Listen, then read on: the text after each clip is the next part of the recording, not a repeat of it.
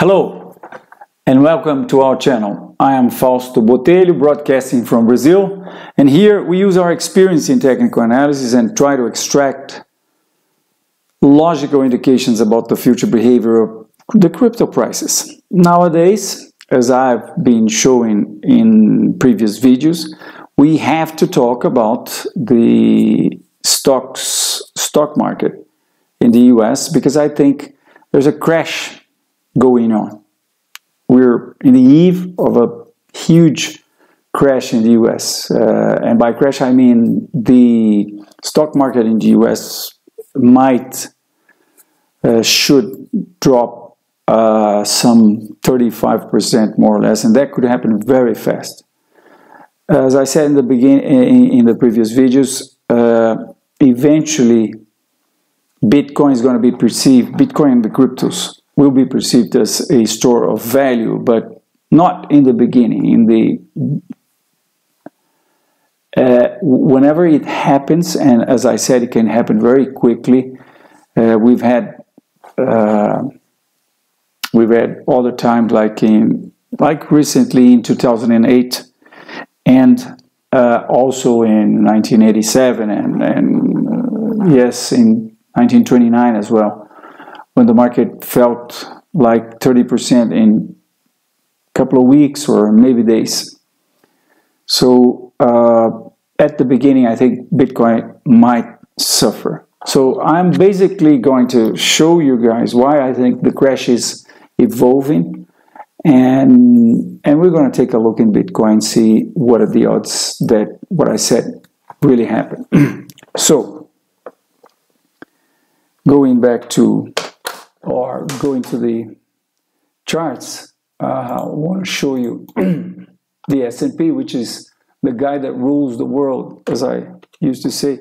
We bring this chart from 1950, and this is the dot-com bubble, and this is the subprime crisis, and that's the upward trend we had since 2009. And this is what's happening nowadays. The market made already a third upward movement, which I think it's wave 5 of this upward move here. Wave 1, 2, 3, 4, 5. And I think we're heading for a double top. Yes, because as I mentioned in previous videos, there is a very strong bearish indication here, which was the bull trap that the market produced whenever it broke this resistance level. Sorry, and then entered back this former resistance level, and then it touched the support line, broke the support line, and now I think what we had so far was a pullback to this former support line that offered resistance, trolled the prices down again, and so that's absolutely in the script of a huge fall. Why do I think there's going to be a fall fast? Well, because I think it's not that I think. Everybody knows that this upward trend from March 2009 on was inflated by quantitative easings 1, 2, 3, and by the money that was injected in the market. And for that reason, the US nowadays has a debt of $21.7 trillion. And that's just the federal debt. So whenever that's a bubble, so whenever that bursts, I think the market's going to fall very fast. Very fast.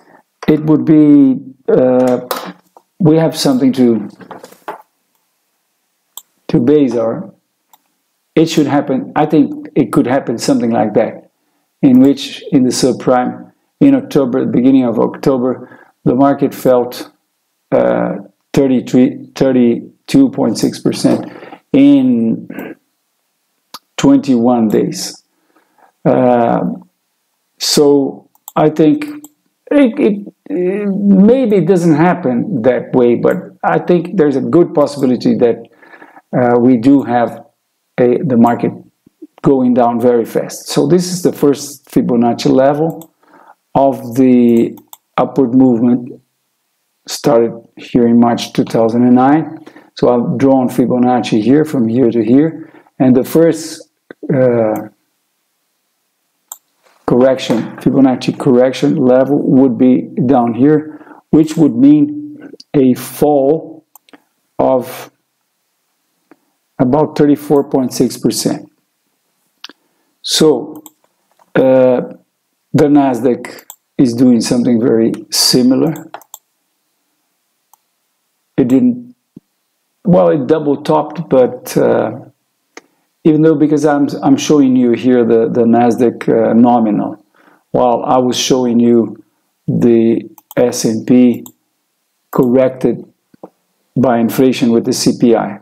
So that's, but it doesn't change very much the chart if you don't correct it. But I think, of course, if I have a 68-year-old chart, 68 years of history in a chart, I have to correct by CPI, because CPI in that period from 1950 to nowadays evolved 982, almost 1,000%. So you should take inflation out, and of course the charts are always in log scale. There's no sense in using a chart that long that oscillates minimum with linear scale, right? Okay, showing you the Dow. The Dow has also, and that's also corrected by the CPI. These charts comes from 1913 when the CPI starts to be calculated in the US. And I've channeled this trend, this century trend, and we can see that the market is up there, right, in the upper trend line of this channel. And apparently it is producing a double top too. There's one thing I wanted to show you here in the S&P, which is the double top that we also had in 2007, just before the subprime crisis. And it's very similar to what's happening now, because the market came to test the support between the two tops, and then it went up by 8.4%, then it came down 5.7%, then it went up like 4.3%, and then it came down. And then it came down and started to come, and then it broke the support of the double top, which was actually a very important support, because we've had this bottom here in March 2007 as well. And nowadays something very similar is happening, because the market tested the support between the two tops, and then it went up by 8%, and eventually it came down by 3.4%. Eventually we're coming down to this level here, which would be 4.5%. Then we could go up. Anything can happen, but you know, the important thing is that we're seeing a pullback. We're clearly seeing just all this upward movement was clearly apparently just a pullback to the former support line, which offered resistance, and that's another indication that a downward trend is starting. And I think anyone that have stocks will have until the break of this support here, because whenever the market breaks this support, he's going to put this percent change. I'm showing you a log scale chart. So a segment in the market in this chart would be equivalent to a change, right? Which in this case would be approximately 12.2%. So whenever the market breaks this support here, it will be confirming the double top, it will be confirming the reversal of this trend, and it will be confirming that it will probably, most probably, reach at least the first contraction level of Fibonacci, which is it's 1770, 1770, or sorry, 1780, 1770, something like that. So I just want to show you that oil prices are falling very sharply, and as I said in the last video, why would oil prices come down like that if we are to expect an expansion, an economic expansion? No, it's giving us a very clear sign that the world economy is contracting, not expanding. That's the very clear sign that oil prices are giving us. And I also want to show you Dow Jones Transportation, which also made this sort of pullback to the former support line. And we're also taking a look at in Japan, Nikkei, where it happened the same thing happened. There's a support line here, and market broke the support line, and this was just a pullback. It's probably double topping too. So this is going to be the double top of the world stock markets. And so this is it. So now let's take a look in Bitcoin, which is right here. This is not Bitcoin, this is true USD. Here's Bitcoin. I still think we're heading to $100,000. Wave 1, 2, 3, 4. We're in wave 5. In wave 5 so far we've had wave 1, wave 2, wave 3. We're in wave 4 of wave 5. I'm expecting us to go to enter wave 5 as soon as Bitcoin gets rid of the crash that is going to take, in my opinion, all the assets to a downtrend. We have a problem in Bitcoin, which is we're very close to the support level and psychological support level of 6K or $5,800. So if this level is broken, maybe Bitcoin will fall sharp, and eventually it could reach us as low as 4,000. But that could be very fast, you know. So that's what I'm expecting to happen. So this is it. We're keeping an eye on these cryptos here, which are Eternity. We think this is will result in the market breaking. We think this is just the correction of the upward trend. So we're keeping an eye on Eternity. BitShares, we were keeping an eye because we thought it would break the support line, which it did, but we're not secure to issue a bearish call yet. That's for BitShares, right? Maker, I don't think I have the quotes for today. Maker is only traded at OKX.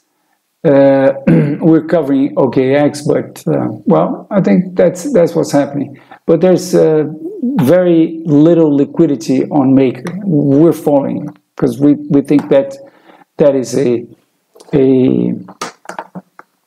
continuation accumulation. Ethereum, we're keeping an eye because everybody keeps an eye on Ethereum, right? But nothing to declare on Ethereum. we're in this consolidation here. Keeping an eye. We'll have to take an eye in the 60-minute chart.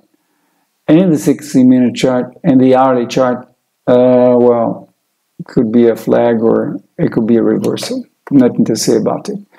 EOS dropped, found its support at 8,000. We have something new here in our terminal, which is in the options we can see the price scale in satoshis. So that's 80,000 satoshis, right, for EOS, and it recovered. So we're keeping an eye on it. Cardano ADA broke this resistance line. I think there's a inverted head and shoulders forming here. So we're keeping an eye, and we have to follow that in the hourly chart. And whenever we have a sign, we'll probably issue a bullish call, but not yet. That's for Bitcoin, which is heading up. There's a consideration to be made, which is the difference of Bitcoin between Bitcoin coded in Tether and Bitcoin coded in dollars. There's been a huge difference. So that's why I think one should keep an eye on Tether, because it's probably going to have some stress again. What else? Bitcoin Cash. There's a war going on, as everybody knows. Roger Ver against Mr. Fake. I've heard a nickname for him today. A great guy. Fake Toshi. Fake Toshi. But anyway, nothing to say. There's an accumulation here, and we're keeping an eye on that. NEO, it's accumulating as well.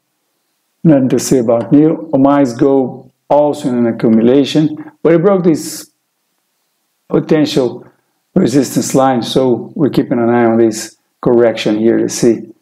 If it breaks, we're probably issuing a call as well. Ripple. Well, Ripple apparently is, if we come to the weekly chart, it resembles a upward flag, but could be anything. That's the truth. And finally, Verge, which we were watching because we thought that was a symmetrical triangle. It would come down here, but again, we didn't feel comfortable to issue a short call on Verge.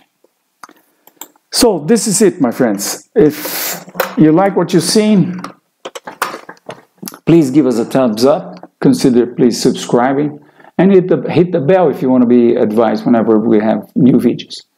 Okay, see you next time.